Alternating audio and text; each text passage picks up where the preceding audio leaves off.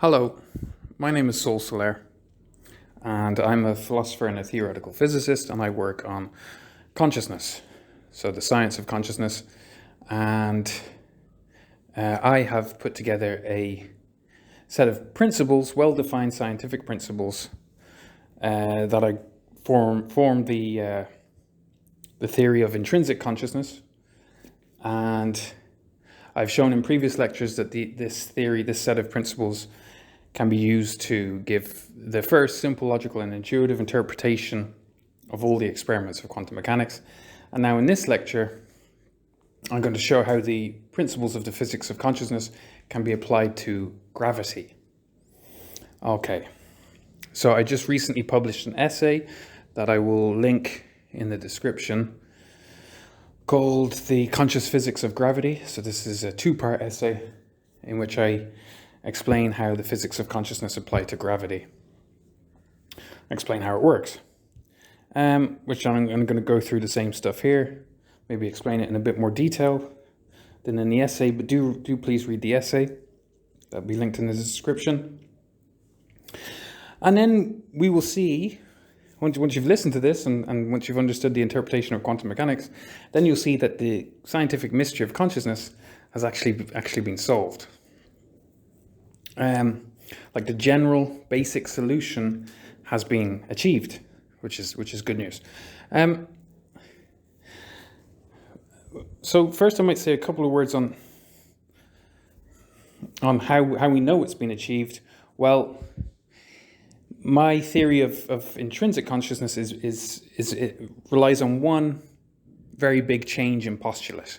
So let's just get the fundamental postulates of our theory clear first, because our most fundamental postulates are the basis of all our theorizing. So we'll get those clear first, and then we'll use them to explain, we'll then explain the conscious physics of gravity.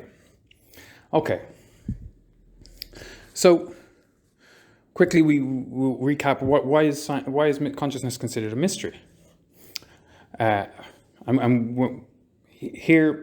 I'm a scientist, I'm a physicist, so I'm talking about a scientific mystery. So I want to be strictly scientific. So there are many different theories of consciousness, but what I'm doing is giving a strictly scientific theory of consciousness. Okay, so everything has to be rigorously scientific. Well, the mystery of consciousness arises because in science, in physics, which is the most basic of the sciences, the most fundamental of the sciences, by which we try and understand the most fundamental nature of our universe. Well, in physics, the basic energy and matter of our universe, all the energy and all the particles, are considered or actually defined to be devoid of consciousness. So if you go to any standard physics textbook and find the characteristics, the properties, the definition, the physical definition of an electron, consciousness won't figure anywhere. Okay, and that's the same for all the basic particles and the basic energy of our universe. If you study photons, light energy, in physics, consciousness will not come up at all at any point in any school or university or YouTube video. So it's tacitly assumed, it's implicit in physics that the basic energy and particles of our universe are devoid of consciousness, are non-conscious things that behave according to natural law. And it's this fundamental postulate that causes the confusion or the mystery of consciousness, because scientists who have their well-defined rules and procedures and definitions turn to consciousness to try and figure it out scientifically. And of course there's consciousness there, which is what they're trying to explain. And there's no possible way to describe it, because all the scientific terminology we have is all totally devoid and divorced from consciousness. Until the observer effect, where it's been speculated upon that consciousness could possibly play some part. Anyway, that's just a speculation. So So that's how the mystery arises, because we are conscious, and we know from scanning our brains that all our conscious states correlate with the physical particles and neurons and the physical stuff of our brains. But we also scientifically assume that all that physical stuff is intrinsically non-conscious, devoid of consciousness. Okay, so that's a basic assumption in modern science, and it's that basic assumption, scientifically we should say postulate. It's that postulate, fundamental postulate, that causes the mystery of consciousness. How are we conscious? We're made of nothing but elementary particles and energy, just energy and particles. That's everywhere you look in the body, that's all you're made of. And we are conscious, but none of those energy and particles are conscious. That's the scientific mystery of consciousness in its most basic and fundamental form. So what I've done is shown that if we change this postulate, and this explains why for centuries why there's been no solution to the problem of consciousness. Because we live in a scientific world where only scientific theories are accepted, and that no one has been able to explain how our consciousness arises from non-conscious basic energy and matter. There have been thousands, a superabundance of theories, but they're all not actually real scientific theories. They don't actually work, or else, because if they did, then if they did work perfectly, then of course we'd know, because the mystery of consciousness would be solved, and it's not supposed to be solved. But we can solve the mystery of consciousness. We just need to change that fundamental postulate. So again, I'll explain how this is very analogous to the Copernican revolution. Before Copernicus, all scientists, when they made a model of the solar system, would put the Earth in the center, and then have all the sun and the planets revolving around the Earth. That was their fundamental assumption every time they made a model of the solar system. And that fundamental assumption is wrong, so none of their theories worked very well. I mean, there was the Thelemic theory, which actually was very accurate, and you can show that you can make it as accurate as you want, but it just becomes more and more cumbersome and ungainly as you increase the accuracy. So the scientific theories weren't very good. I mean, they're very impressive. To come up with them was very impressive. To come up with the Thelemic theory, it is a very impressive thing, but it's just compared to the Copernican model, it's just obviously wrong because it's so convoluted. Anyway, yeah, so that was the fundamental assumption before Copernicus. Then Copernicus comes along and he says, oh no, we put the sun in the center, and then all the 9 planets are performing ellipses, simple, beautiful ellipses around the sun. And it becomes so simple and obvious, and it explains so much that it just must be correct. For example, if you did try to maintain the Thelemic model, well, it's totally incompatible with Newtonian mechanics because of the way the planets have to accelerate in epicycles. There's no way of making that consistent with Newtonian conservation laws. Okay, so after Copernicus, we get further proof of Copernicus' theory in that it aligns with Newtonian mechanics. Okay, so of course there was a big shock at the time. The scientist came along and said the sun is at the center. This threatened people because the establishment were very used to believing that the earth was at the center, and it was tied to their theological beliefs, so they were very, very threatened. But eventually, of course, it did come out because it's the truth, and it makes so much more sense, and it's so much more simple and logical. Well, we have an exactly analogous situation now, where we make one fundamental change in postulate. It makes everything totally clear. However, it threatens the establishment, who are currently ignoring my theory. It's the first theory of consciousness that actually works and can actually be applied to real physics and real rigorous physics, such as canonical quantum mechanics, as in I've applied it to the quantum mechanics that we find in our university textbooks. And now I've spent the last few months working on gravity, and we see that my theory perfectly explains our two theories of gravity, Newton's law of gravity and Einstein's general relativity, and it also explains special relativity as well. And that's how we can know it's correct, because it makes all those things, all those different subjects, it coheres them. It makes sense of all of them together, which is how, that's part of the scientific method. If one simple answer solves a very large number of problems and makes other theories cohere and synthesize, then we know it's the correct theory or the correct postulate. Okay, so what's the change in postulate? So just like Copernicus changed the Earth from being in the center to this, he put the sun in the center and made sense of everything. What we do is we have a fundamental postulate of intrinsic consciousness. And on this one postulate, we can build a simple, logical, intuitive, teachable, and rapidly expanding physics of consciousness that can be applied to any conscious system, which is great.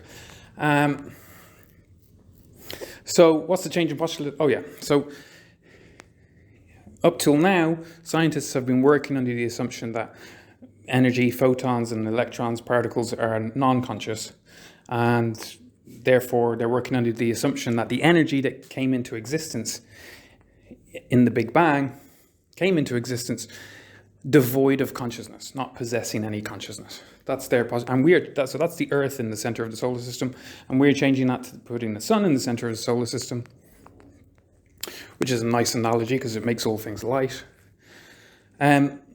We changed the postulate to the physical energy that came into existence at t equals 0 in the Big Bang event possessed and still possesses consciousness as an intrinsic property. So this physical energy had to have some intrinsic properties. It did. We studied those in physics.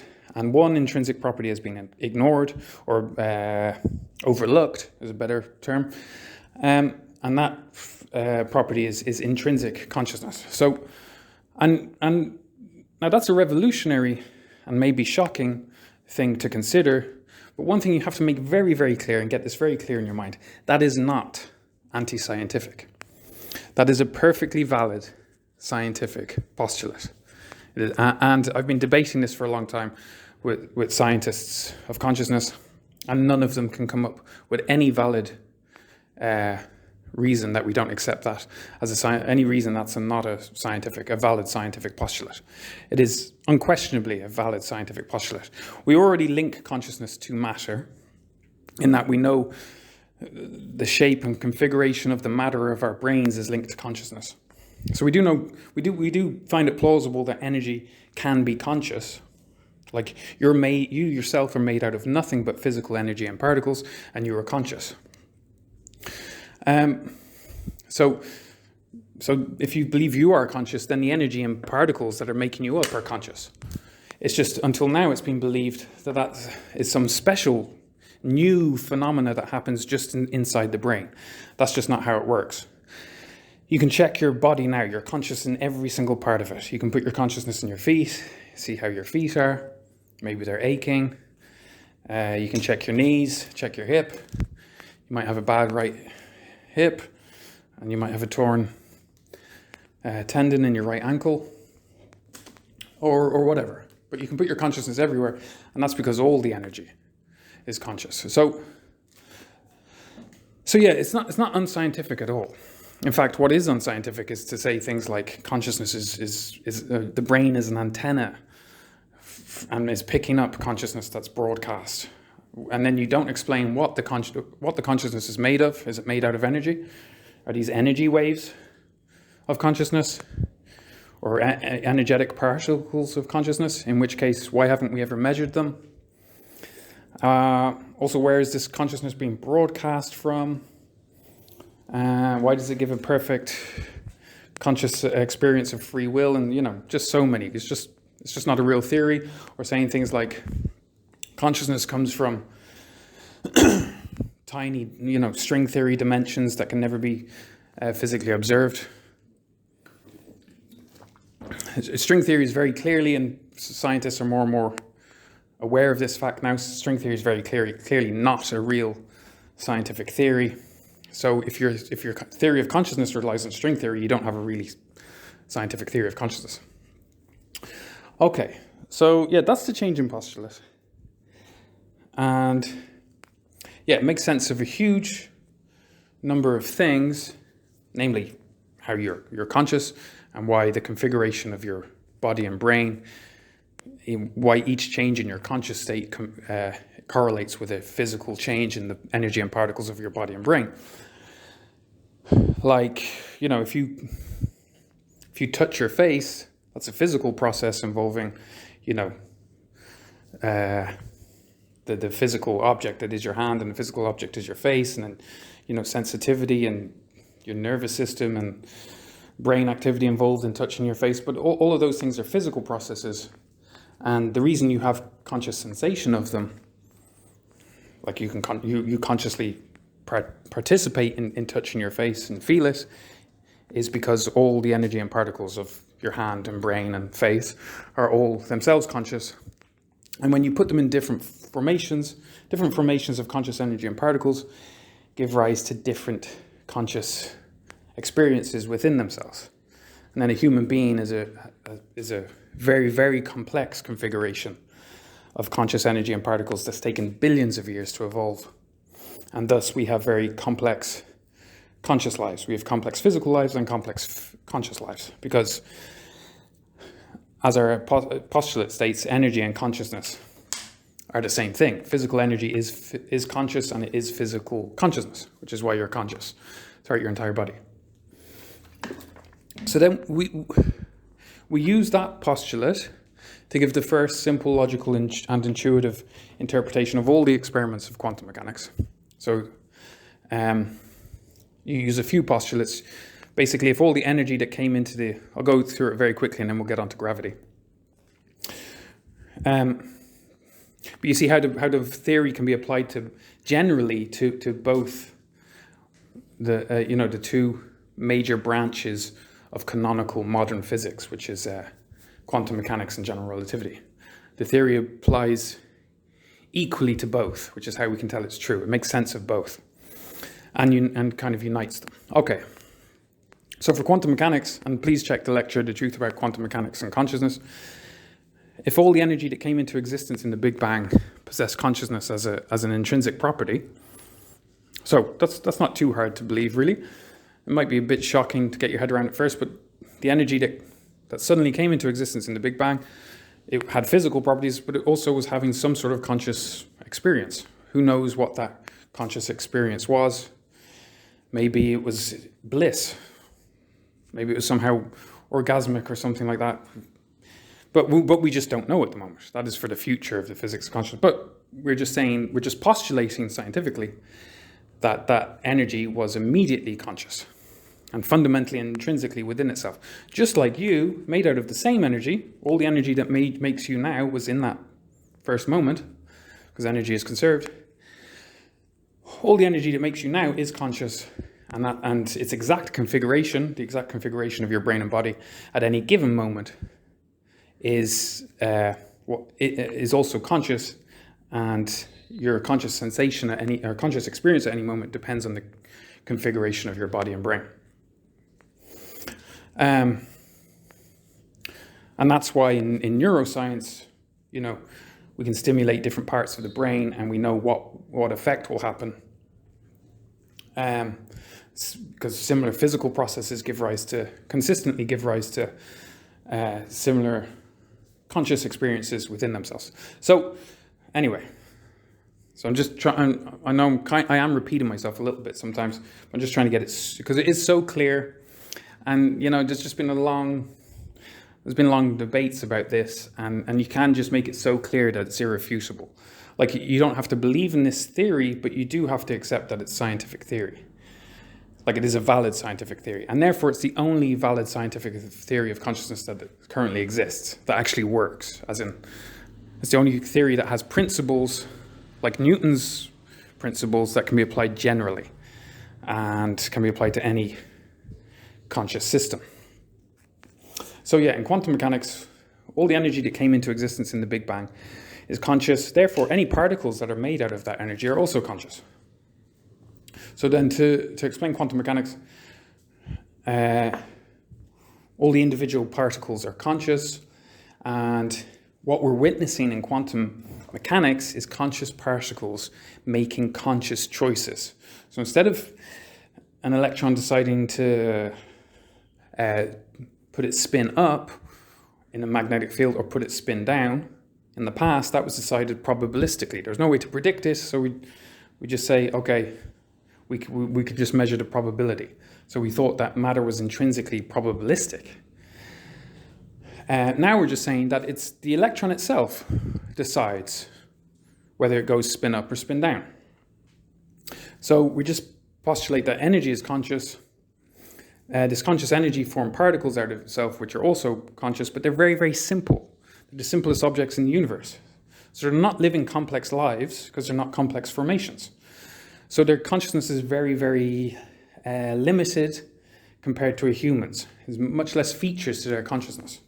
But an electron is a magnetic entity. It has a magnetic moment, which just means it's kind of like a compass needle when it's in a magnetic field. And so when the electron goes into a magnetic field, because it's a magnetic particle, being in a magnetic field is a different conscious experience from being outside of a magnetic field. So, and then it consciously senses that and then has a reaction, which is to choose to either put its spin up or down with the magnetic field, because these are the most comfortable physical states for the electron to exist in whilst in a magnetic field. Okay, I explain that in more detail, so do go and listen to the quantum mechanics lectures if you have any doubts about that, because I explain it in a lot of detail and show how to apply it to other quantum mechanical experiments and how to use it generally. But yeah, I suppose it could be a bit shocking at first, oh, electrons are conscious. But really, it's actually more shocking if they're not. If electrons, protons, and neutrons aren't conscious, then how the hell are you conscious? Because that's all you're made of. So it actually makes a lot more sense that they are conscious. And then when you put them into the formation of a human brain, which is a very complex object, you get complex consciousness, such as imagination, thinking, processing, etc., language, etc. So, yeah, so do go check out the lecture. After you've listened to about gravity, check out the stuff in quantum mechanics.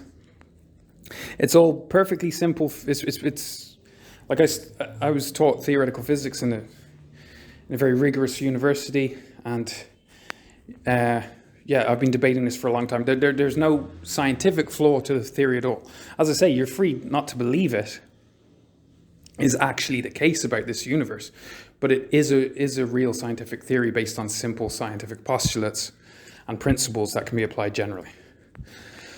And as such, it's the only theory of consciousness like that exists. There are no other scientific theories of consciousness that actually work and that are actually real theories with principles that can be applied generally. Okay, so that's a recap of quantum mechanics. So now we've got to move on to gravity. Okay, so, oh wow, I've been speaking for 23 minutes. Anyway, so gravity. That's a long introduction, isn't it? But I just wanted to spend those 20 minutes just in case new people are listening who want to get interested in the theory. Because I'm being suppressed by the scientific community of, scientists. Not suppressed, sometimes and ignored. Because it is shocking to realize that your whole entire universe is conscious and always has been. It has a lot of spiritual implications. Because there's a very big difference between living in a universe that's been conscious for 14 billion years compared to living in one that's where your consciousness is the only consciousness. Like in the current scientific model, our human consciousness is the pinnacle of consciousness in this universe, which is terrifying because we're very weak. So for us to be the absolute pinnacle of consciousness, and it leads to atheism, basically, as Nietzsche pointed out first. But anyway, so there is some it is quite a shock, but remember, it was a shock for people to come to terms with the fact that the sun was in the center of the solar system, not the Earth. They found it shocking and upsetting because they were so accustomed to believing that the Earth was at the center that it made them feel insecure to consider such a new possibility. But that didn't mean that it wasn't the truth. And, after some shock, they came to terms with the shock. And then, that Copernican theory, Kepler and Newton couldn't have done their work without the Copernican revolution taking place first. Because Kepler was studying the planets as he knew they were ellipses and worked out his 3 laws, because he knew he knew the sun was in the center. Then he worked out that the orbits weren't circular but elliptical, I think. Anyway, we're getting into ancient history. So then gravity. Now we move on to gravity. So again, it's a big reconceptualization of your universe, of your existence and things like that, but it makes so much sense of such a broad range of different, totally accepted scientific theories, canonical scientific theories, that it just must be true. And here's the other thing, because people are trying to ignore me, basically. But the thing is, it's all good news. It's exceedingly good news, just when the world kind of needs it most, I think. Try and if it does cause some fear, you can trust me because I've been through it all. That will pass, and you'll be fine, and that fear will start to be replaced by excitement at what this means and how much better it is than if humans are the pinnacle of consciousness around us. There's a lot of hope in it, and also medical. This is why I'm most eager. Well, no, actually, that's not true. That was a lie. But there are also medical implications, which I think are very important, especially concerning the placebo effect, where already we've studied the scientific link between our conscious state, our mood, our psychology, our outlook, and our beliefs, has shown some correlation between that and our physical well-being and our ability to heal. This theory helps develop the placebo effect as a new medicine, and it can be developed more and more, become more effective, and it's obviously non-invasive. But anyway, that's for a future lecture. And first, I need to get the theory out into the zeitgeist. So if you do understand what I'm saying, please share it with people and explain it to them. Okay. And ignore ignore the detractors. There's some people whose just automatic response to such a new idea is to say, "Oh, this is stupid nonsense." And then I reply to them, "Well, please specify exactly which part is the nonsensical part," and they can't. And it goes on and on. It's been going on for a while, so I want to get it out to fresh minds, people not in the scientific establishment who have vested interests in particular theories being correct or not, and let people judge it for itself, because once the conversation starts, because it actually can solve problems and it's expandable, people will start using it to solve problems themselves. And that's a big tip, actually. If you do understand what I'm saying, study the principles and start applying. You can apply them anywhere. And there's, as I said earlier in a lecture, there's bounty, or in an essay, there's bounteous low-hanging fruit for anyone who wants to do new theoretical physics. Okay, right, now let's really talk about gravity. So this is a big change in picture of our universe. Now all the energy of our universe is conscious. So the Big Bang was a conscious ball of energy. We don't know what its conscious experience was. We can't tell that yet. But don't be discouraged by that. You can't tell the conscious experience of your cat either. But that doesn't stop you from believing that your cat is conscious. Now we believe plants are conscious, and our gut microbiome. The set of things we believe to be conscious has been expanding for centuries, And that set will eventually go, oh, it's everything is conscious. Okay, because not long ago, philosophers even doubted whether animals like dogs are conscious, and of course we all know our dogs are conscious. So all the physical energy of the universe is conscious. That means every particle is conscious. That means every physical process is also a conscious process, which makes perfect sense. Like you can hold your breath. That changes the physical process of your breathing, and there is also a conscious, changes lots of physical processes in your body, and in your center of consciousness in your brain, you have the conscious experience according to the changes that are physical changes that are being caused by you holding your breath. That's also a good example of free will, that you can choose to do that when you want. You might say, why don't I have, well, we won't get into that. So that means that no matter how gravity works exactly, like the theory in my essay, I use the theory of gravitons.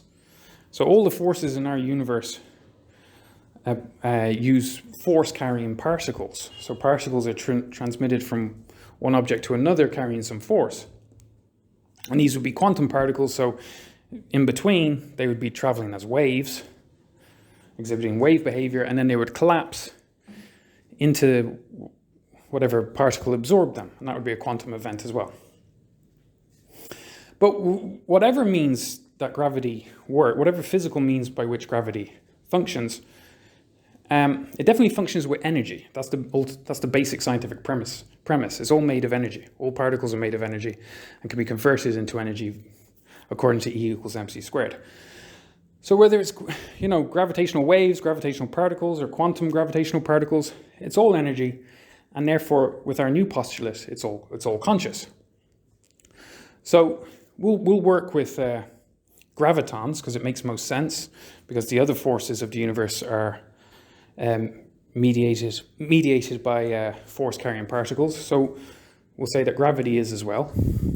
And then these will be quantum particles, of course, as in they'll exhibit wave-particle duality, which will allow them to form gravitational waves as they travel between planets, exhibiting wave behavior as opposed to particle behavior. Then when they reach an object, they will collapse in an absorption process into that object. That's a physical process. And then they'll be emitted as well afterwards. Or an equivalent amount of energy, not necessarily the exact same particle.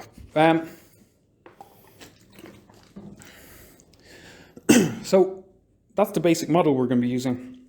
And then we add the postulate of intrinsic consciousness. So we just say all of these gravitons, these force-carrying particles that carry the gravitational force, they are all conscious particles, and they interact, whatever they interact with, your body, a football, the particles that make up that object are also conscious as well. So then we can talk about the objective aspects of gravity as well as the subjective conscious aspects of gravity. So the objective aspects of gravity is that when a graviton it's emitted from one object, let's say the Earth. We'll just talk about the Earth's gravitational field for all our examples, just like Newton did. So first we're going to do Newton's law, and then we'll move on to, maybe I'll do this in two parts, and I'll do Newton's law now, and then I'll explain general relativity and special relativity in a part 2 lecture, like I did actually in the essays. So yeah, the gravitons are conscious, having some conscious experience within themselves, just like you are having a conscious experience within yourself at the moment. And it's emitted from the Earth, and then it interacts. Let's say you're falling from an airplane. It interacts with a part of your body. It will be absorbed by one graviton will be absorbed by one particular atom or molecule of your body, and that's a physical process, and then it's emitted as well, and that's a physical process. And we can say that this physical process has an objective consequence, which is that the object that absorbed it is accelerated in the direction of the center of the Earth. Like that is the basic premise of a force-carrying particle. Particle is emitted from the Earth and is absorbed by the object, and that process, and emitted then by the object, and that process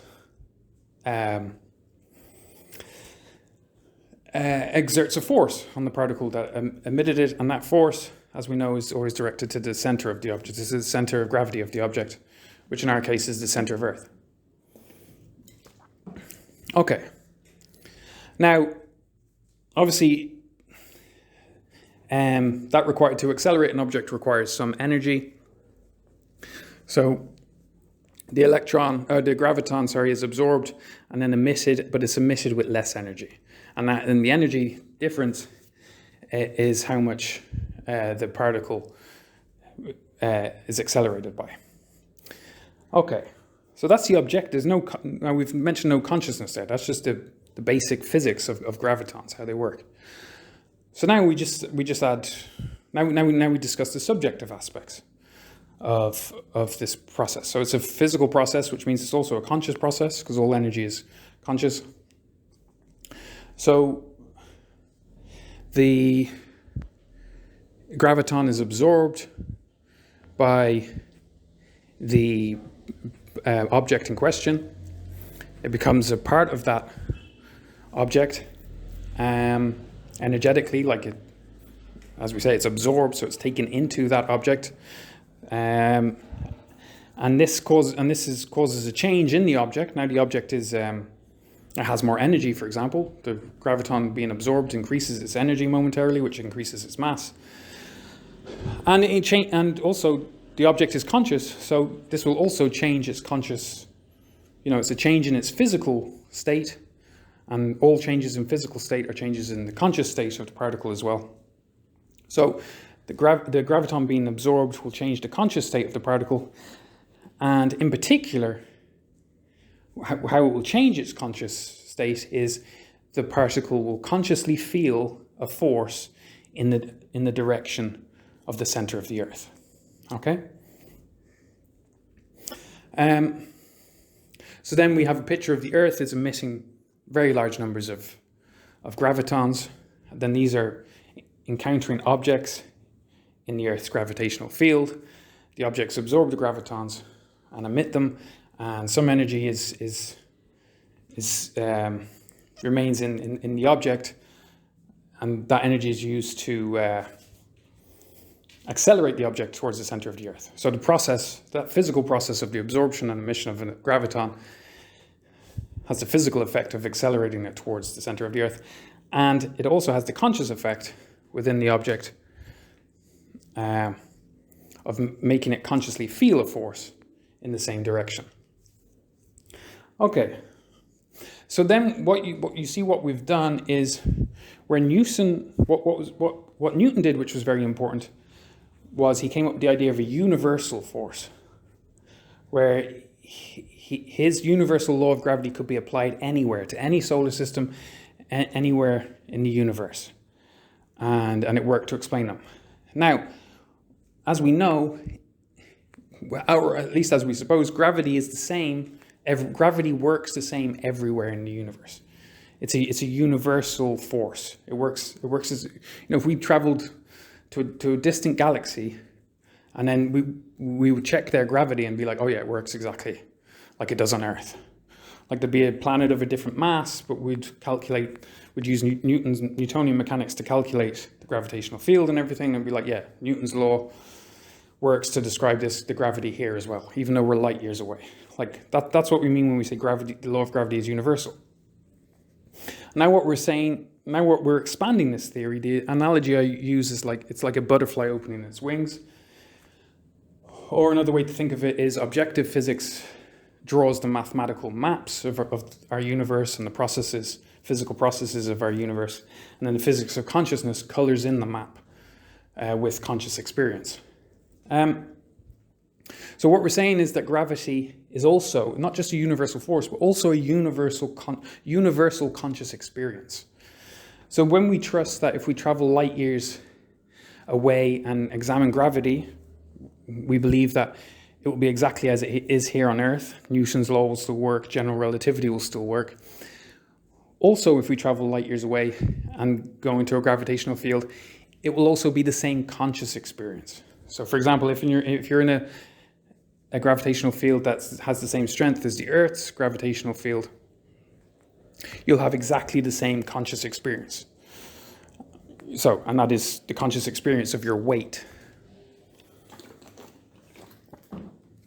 Okay, so a universal force like gravity isn't just a universal force, it's also a universal conscious experience. Let me check how much time I've done. Okay, so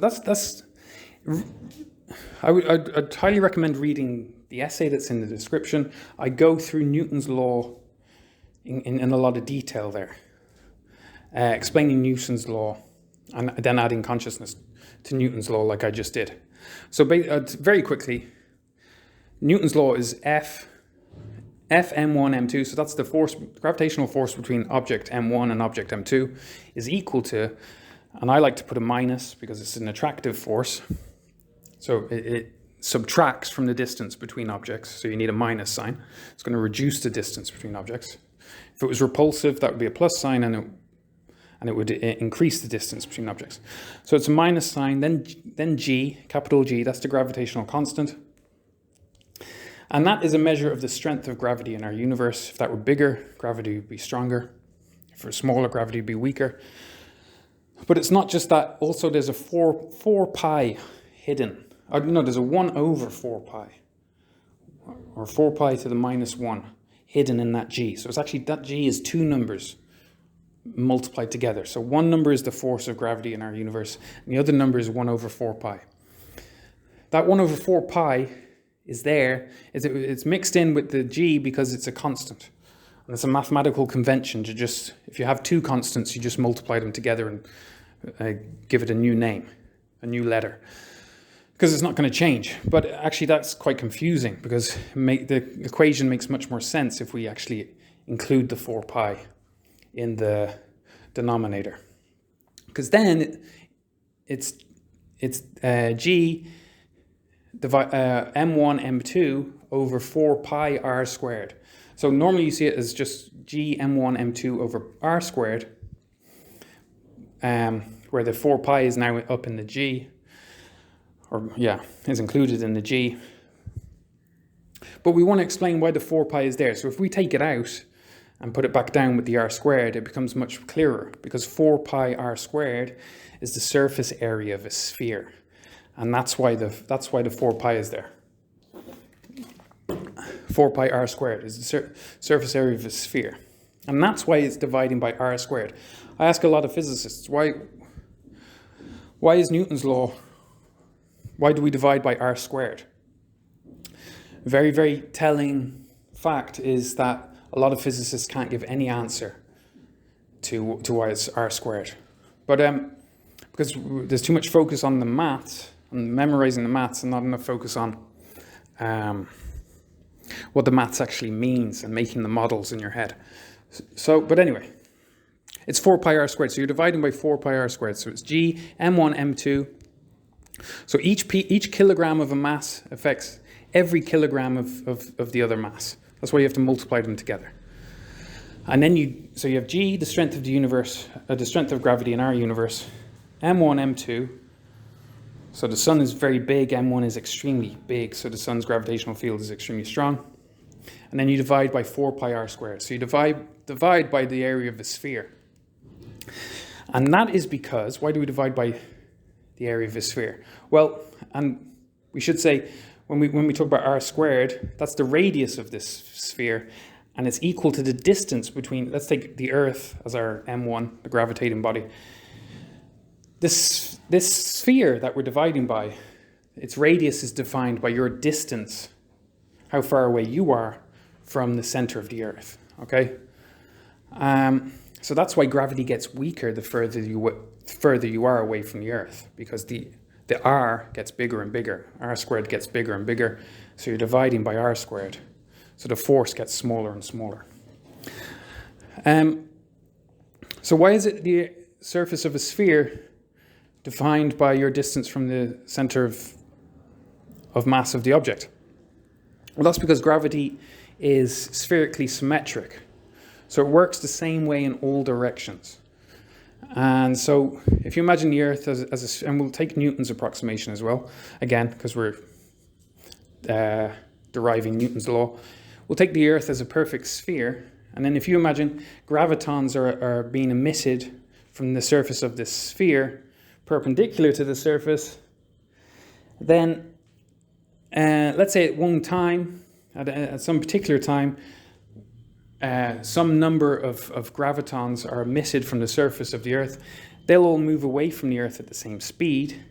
So they will define a shell of gravitons around the Earth as they move away. And as time goes on, as these gravitons move away, this shell will get bigger and bigger. It'll be like a circle expanding out from a sphere expanding out from a smaller sphere. Those are the gravitons that were all emitted at one particular time, or increment of time. And as these gravitons move away from the Earth, this sphere gets bigger and bigger. And what does that mean? That means the gravitons are moving further and further apart. Like if you blow up a balloon, as the balloon expands, the parts of the balloon, the atoms and molecules of the balloon are moving apart. So the same with the gravitons, they're spreading out. So that means the further you are away from the Earth, the less gravitons are there from the Earth, because they've spread out more. And of course, you have less interactions with gravitons then, and less interactions with gravitons means less force pulling you back towards the center of the Earth. Okay, so that's why now you know why you divide by r squared, as opposed to dividing by r cubed or dividing by r. Okay, so then then these gravitons are the same throughout the universe, so they impart the same force proportional to their energy. And that's why gravity is a universal force, the same everywhere. Because these gravitons are all the same and interact with all matter in the same way, gravity is also a universal conscious experience. Now, so for example, a particle in a gravitational field will have a conscious experience of the force acting on it. Just like when you're in a gravitational field, you feel that force acting on you consciously. So will an electron. Now, an electron is much, much simpler than you, so it has no verbal linguistic abilities whatsoever, has no brain. So it's not up in its head going, ooh, wow, this is a strong gravitational field. No, it's just feeling it. It's just having conscious experience of it, and then navigating space based on that conscious experience. So these are very, very basic conscious entities. And that's why their behavior is also so basic, and why we can, as much more complex and intelligent conscious entities, we can study electrons and work out their behavior mathematically. Okay, so yeah, an electron in a gravitational field, once the field is strong enough, the gravitational fields can be so weak as to be imperceptible, but the electron in a particular range of gravitational fields will feel the force being exerted on it by that field, consciously. Okay, then what else was I going to explain? Oh yeah, now it's a bit more complicated for humans, because we have to explain the three realms of conscious life. You have fundamental particles, and then everything is made out of those fundamental particles. So a macroscopic object like a guitar is made out of very large numbers of these fundamental particles. So conscious life, you can be energy, which is photons, light energy, photons, or you can be a particle. And the particles can all change back into energy according to E equals mc squared. What was I thinking though? But being a free particle, just being one single electron whizzing through space on your own, That's a very different physical situation than being an electron in an atom or being an electron in a guitar. So we need to be clear what we're talking about, which realm of conscious life we're talking about. And then, so we have free particles, okay, singular free particles, and we'll include singular atoms as well, and any singular center of consciousness. So that makes quantum decisions on behalf of the whole object. So that'd be particles and yeah. I'll have to do I'll do a lecture explaining particle physics as well. But anyway. So yeah, there's the experience of being a single free particle flying through space. But then there's the experience of being, within an electron within an atom, bound to the nucleus. And then and then that could be a free atom whizzing through space, or that atom could be bound in some complex molecule or something like that. So all of these things are different physical processes, different physical states, and they're also different different conscious states as well. So we can go through the three realms. So there's free particles, singular free particles possessing one center of, a singular center of consciousness. Then these particles can group together into macroscopic objects. And then the third realm is complex macroscopic objects, which we'll define as objects with a central nervous system or something equivalent. So that includes humans, yourself. You're different. You're very different to a guitar. And that's because of your brain and your central nervous system. A guitar doesn't have any configurations that complex or that special or that plastic, and therefore its conscious life is much different than yours. Okay, so we'll explain those three realms, and then that should be enough for Newton's law. And then in the next lecture, explain special relativity and general relativity. So we'll explain the consciousness of time, which is very interesting. And maybe you could start thinking about that yourself, about how that will work. But basically, to be very brief, in relativity, when time changes, depending on your velocity, that's also a conscious experience. Your conscious experience of time also slows down relative to other reference frames. But yeah, we'll discuss all that in the part 2.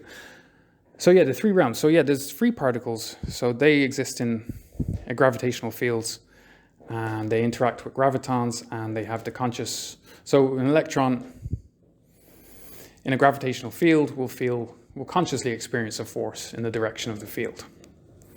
Okay. Then macroscopic objects. So that's when lots and lots of individual particles bind together, chemically bind together to form something like a guitar.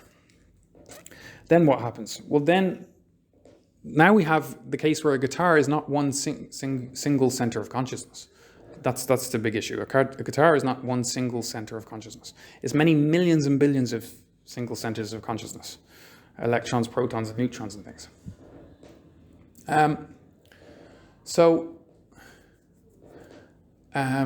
And what happens is each of these centers of consciousness has its own individual interactions with gravity. So an electron bound into a guitar will feel the forces of all the other particles surrounding it. So it'll be pulled this and that way by the forces involved in being bound within the guitar. There'll be lots of different forces. And it will also have the conscious sensation of the gravitational field acting on it as well as it interacts with gravitons.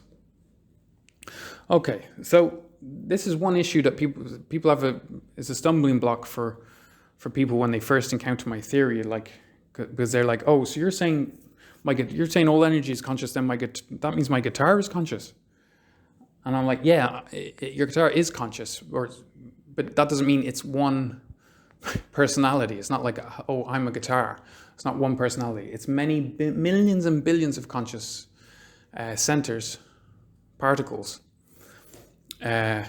basically living together in equilibrium with the surrounding environment. And they're living their lives, and their conscious lives are very basic and very simple. And that's why you don't see any intelligent behavior or anything like that from basic matter, like rocks and things. Okay.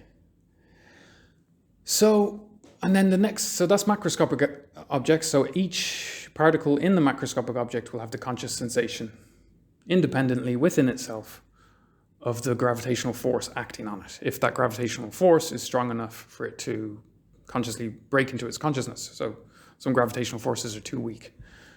Then there are complex macroscopic objects. For example, humans. So humans are much, much different to a guitar because we are macroscopic objects that possess singular centers of consciousness that have conscious control over a lot of the physical processes of the macroscopic object. Okay, so that might be a bit much to take in.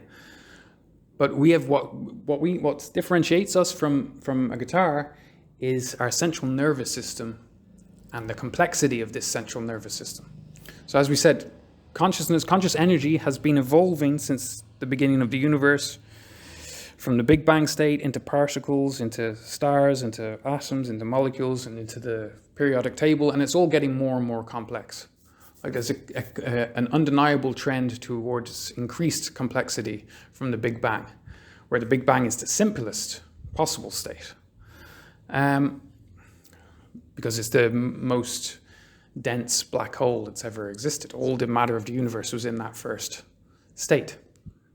So it's totally simple. It can be described mathematically as a Schwarzschild non-rotating black hole. And yeah, those things are mathematically perfectly uniform and symmetric. So it's a very simple state, is what I'm saying. And it's expanded out into and created particles and atoms and the periodic table and all sorts of, and stars, galaxies, etc. All sorts of much, much more complex objects out of itself. And these are all conscious objects as well, having their own conscious experience within themselves, just like you're having your conscious experience within yourself now. So, and over time, so that's conscious evolution. And over time on Earth, we've got objects so complex, the most complex objects we know about, really, and those are humans. And this complexity resides almost entirely in our central nervous system, or predominantly in our central nervous system. And our central nervous system has been named very aptly, because what a central nervous system does is centralizes conscious experience into one singular center of consciousness. So that's what your conscious experience is. What you experience every day is the conscious experience of the center of consciousness of your central nervous system. Because of course your consciousness has to have a physical base. Now, so then how does this work? Well, all the individual atoms and particles of your body, they are all individually conscious within themselves, singular centers of consciousness. So they have their conscious experience of gravity. Gravity is always acting on your body. So all the atoms of your body are affected by gravity universally. So they're all having their own individual conscious experience of gravity, but they're all linked together. They're all affecting each other's conscious experience as well, because they're in chemical bonds with each other, exchanging energy with one another. But then embedded throughout our body is our central nervous system. So these are nerve fibers. And what nerve fibers do is they take on the conscious experience. So I call them chameleon consciousness. This is a conscious technology that's evolved on Earth, where our nerve fibers take on the conscious experience of what they're embedded in. So that's why you have the same nerves running throughout your body. Exactly the same nerve cells are transmitting all sorts of different kinds of consciousness from different parts of your body, because they just take on the conscious experience of what they're embedded in. Okay. So then your nervous system, these nerves are embedded throughout your body, and they are connected to particular physical formations within your body that are particularly sensitive to gravity, and then they transmit the conscious sensations of these particular formations via your central nervous system to your brain. They have to be processed to some extent by your brain because they're coming from different regions of the body, and arriving at, there are certain calculations that have to be done to give that, and these by certain regions of the brain that have evolved over very long periods of time. But eventually, all this conscious sensation is centralized to your center of consciousness that has a gravitational experience, and that gravitational experience is a conscious experience, but it's a simulation of the forces acting, the sum of the forces acting on your body. Because your body is quite a complicated object in terms of its center of gravity, because of your center of gravity can change depending on what shape you are. So depending on how you're sitting or lying or whatever, your center of gravity changes position. And sometimes your center of gravity can actually be outside of your body. So it's quite a complicated thing to calculate. Like, for example, the Fosby flop, if you know that way of jumping over the high bar, that works because when you take that arch position, your center of consciousness is actually somewhere outside of your body, kind of below the arch. Your body's making an arch over the bar, and then your center of consciousness, when you're in that position, is actually somewhere below that arch. So then you only have to lift. Your body goes higher than your center of consciousness, but you only need the energy to lift your center of consciousness, because the result of Newton's laws of gravity is that you only require, no matter how high an object goes, you only need to supply the energy to move its center of consciousness, center of gravity.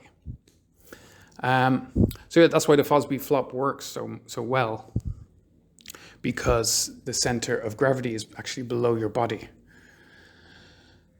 So yeah, now what your brain has to do is work out what gravitational force is acting on you based on only a limited set of readings from different parts of the body. So that requires some calculation, which has evolved over long periods of time. And then once it's being processed, a conscious stimulation is sent to your center of consciousness.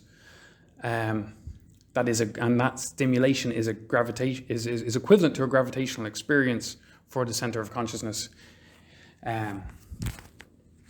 which is how you understand the position of your body within any particular gravitational force, or not just gravitational forces, any forces.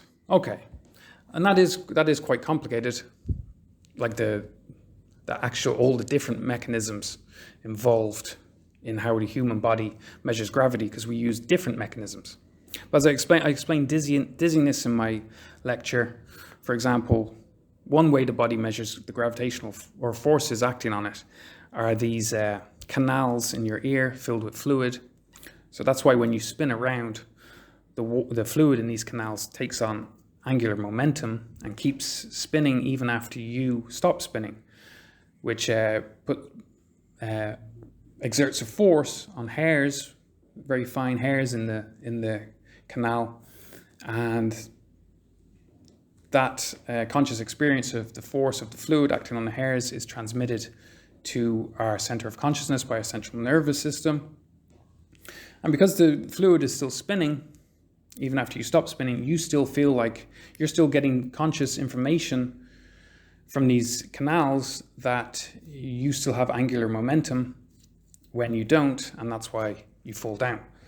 Okay. So yeah, that's why all humans have the same conscious experience of gravity and the same conscious experience of forces, because forces aren't just universal in their objective aspects, but they're universal in their subjective experiences of them. So yeah, so all the particles in your body are conscious. They're all having conscious experience of gravity at any given time. but the body makes certain regions that are of certain formations within the body that are much more sensitive to the gravitational force, and their conscious experience of gravity is transmitted to our brains, and then where it's processed to some extent to work out timings and things, and then it's a conscious experience is that that then transmits a conscious experience to the center of consciousness, which is yourself within your central nervous system, and then you have the experience of whatever gravitational field you're in, a conscious simulation or approximation of whatever gravitational field you're in. Okay, so those are the three realms.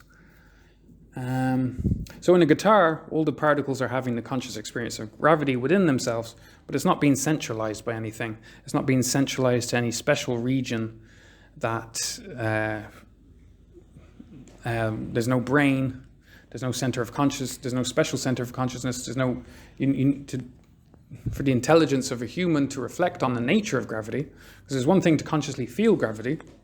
All animals are consciously feeling gravity at any given moment. It's your weight. You feel very different when you're weightless. It'd be a very different conscious experience. But only humans are capable of reflecting then on the nature of gravity, the philosophical and scientific nature of gravity.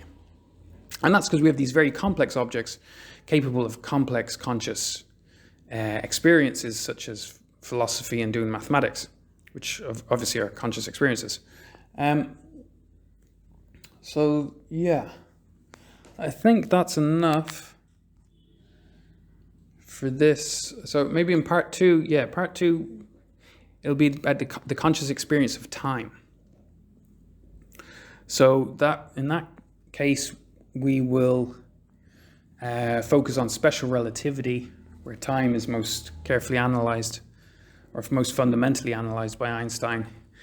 And in that case, we'll ignore gravitational fields. Well, we'll also mention general relativity as well, which is the understanding of time when there are gravitational fields. Yeah, so we'll talk about all of that in part two. But, and then we'll see how the physics of time correlates exactly with our conscious experience of time. Okay, so did I want to say one more thing? Yeah, so I'll just talk about weightlessness very quickly. There are two ways to be weightless. So you might be under the misperception that when you're weightless, no gravitational forces are acting on you at all. That's actually not true. You are always embedded in the gravitational field of our universe at all times. So you are always having physical interactions with gravitons, because gravitons are everywhere to permeate the entire universe. The gravitational field is everywhere in the universe. So when you're weightless, when you're in deep space, what it actually means is that the gravitational forces acting on you are perfectly balanced. So there's a gravitational force pulling you to the left, but there's an exactly equal and opposite force pulling you to the right. And that's true in all directions. So you don't get accelerated in any given direction. You do get slightly expanded, like you'll be slightly stretched in all these different directions. Your volume will increase slightly as measured from outside you. But you won't accelerate in any given direction. You'll just float there. And that's weightlessness.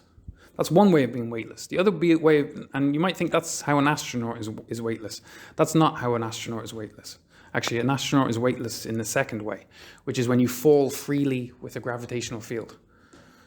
So if you fell from an aeroplane, you'd be falling freely with the gravitational field. Now, that would not feel like weightlessness because of the air rushing past your face and the wind. That's what would make you feel like you're falling.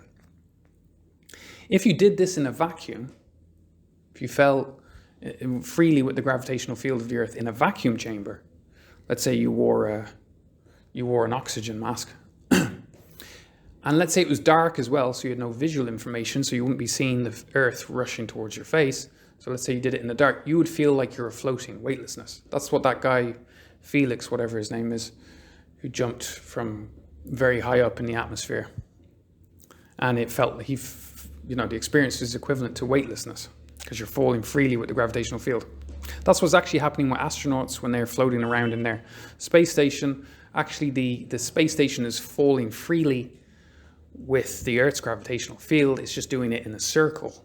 But they are all falling freely, which is why they experience weightlessness. But they are in a gravitational field with a particular direction, which is towards the center of the Earth. Okay, so why does this happen? So in the one case, when you're in deep space and you're just in the middle of space, then you're in flat space. That means that in all directions, the interactions with gravitons that you're having are balanced. So you don't get pulled in any given direction. So you just float there and you feel weightlessness. And when you fall in, let's say you're falling in the Earth's gravitational field, what's happening there is you are falling at exactly the rate that changes, because depending on what rate you fall, you're falling through gravitons, of course, you're falling through the gravitational field. So the rate at which you fall affects how many gravitational interactions you have per second. And when you fall freely with the gravitational field, you are falling exactly the speed at any given moment that makes the interactions you're having with gravitons balanced in all directions. And that's why you feel no gravitational force when you're falling freely with a gravitational field, because the gravitational forces acting on you are exactly balanced. But to maintain that exact balance of gravitational interactions, your speed has to increase. Your speed has to increase every moment to create this balance. But you can see that physically, in terms of our interactions with gravitons, it's equivalent to being in flat space. And that's why Einstein called it the equivalence principle. So this is all physical fact, by the way. Einstein called it the equivalence principle, where he noted and used it as the basis of general relativity that... Just dropped the phone. He noticed and used that as the basis of his theory of general relativity, that falling with a gravitational field is equivalent to being in flat space. That's the basis of general relativity, that equivalence principle. So you can already start to see how we can use this to explain general relativity and special relativity. But special relativity is particularly interesting because it links it will link your daily conscious experience of time with the mathematics of special relativity and general relativity, because we'll talk about the twin paradox as well.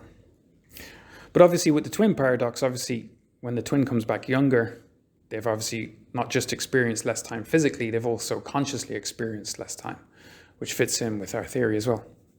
Okay, so maybe that was a lot to take in. But yeah, in part 2, we will talk about time and special relativity. But yeah, that's it really. Particle physics and the physics of consciousness. Yeah, they're simple and simple processes, physical processes that have been well defined by physics, by theoretical physics objectively. And what we're doing is deducing the basic conscious experiences during those physical processes. And that's how you add consciousness to physics. Because it's the only, just to repeat, it's the only way to do it is to add consciousness a priori. So we just add it to all energy immediately, a priori, as a postulate. And the reason we know that postulate works is because we can make an expandable and teachable theory. Like I can teach people to apply these principles to different conscious systems. And it's already solved so much where the other theories don't work. So, yeah, so I think it's time for this theory to enter the zeitgeist. It's explicable, it does work, and it's the only one that works, which is how we know it's true. But yeah, it is a bit of a shock because the thing is, it's the first scientific theory in history that has spiritual implications. Newton's mechanics and Einstein's relativity theories have no spiritual import whatsoever. And we can prove why that is. It's because all spiritual experience, any spiritual experience you ever have, is also is fundamentally a conscious experience. What you belief is a conscious experience. When you believe something, you're consciously believing it. So when you have a science that says absolutely nothing about consciousness at all and doesn't mention it anywhere, it can't have any spiritual meaning whatsoever. And that leads logically to agnosticism, as in science says nothing about spirituality or God, and therefore, according to science, there could or could not be a God, or there could or could not be a spiritual aspect to our lives. But over recent centuries, and especially decades, that agnosticism has actually changed into a faith in atheism, as in a lot of people now think that science proves God doesn't exist, because that's what the scientists say. Like Stephen Hawking announced that, and Richard Dawkins claims that that's absolutely true, but it's not. So, but now we have a scientific theory that does scientifically and rigorously address, can scientifically and rigorously describe consciousness, the mechanics of consciousness, and that does have spiritual import, because it proves to us, for example, that the universe has been conscious since the Big Bang, which is 14 billion years. It proves to us that all the stars and all the galaxies are conscious entities. And then if we look at something like the sun, it's very, very plastic. It's moving, it's changing its configuration extremely rapidly at every single moment. And then it starts to look very much like a brain around a center of consciousness. And a brain the size of the sun would be incalculably intelligent and essentially, from a human perspective, indistinguishable from infinite intelligence, which is very, very, very, very meaningful. And it starts to make much more sense of human life because, atheism is a total tragedy from the human perspective. Like the universe, if you have a cold, dead universe, then it's fine with atheism, but no human is really, to be honest, because it's kind of eternal nothingness. But anyway, those are things for other podcasts or lectures or whatever. So yeah, time in part 2, relativity and time. So yeah, nothing too surprising. You're conscious throughout your entire body. Every part of you, fingertips, ears, you have conscious experience of all these parts of you. And there are conscious gravitons constantly interacting with you, and they have the same interaction because they're very simple. Gravitons are very simple, so they do the same thing every time. It's a physical process that pulls you towards the center of the earth, and you also consciously feel it. But that consciousness is centralized by your central nervous system in a complicated way that's taken billions of years to evolve, to give your center of consciousness, which is in your brain, a good conscious simulation of the gravitational field that you're in conjunction with whatever position and velocities your body is in. So that's how it works, yeah. Universal conscious experience. Yeah. So yeah, it's very big news. It's just a question of getting it out into the zeitgeist. I think it's very good news. This is clearly a philosophical and scientific dark age that we're in. It has all the hallmarks of those things. So this is very hopeful and optimistic science for the first time in a long time. That anyone can understand. It's very simple. Very hopeful, but definitely worth being part of the discussion, as it's very hopeful for human existence and medicine and all sorts of things. Okay, well, thanks for listening. If you made it this far, according to my statistics, you didn't, but however, all the best. Take care.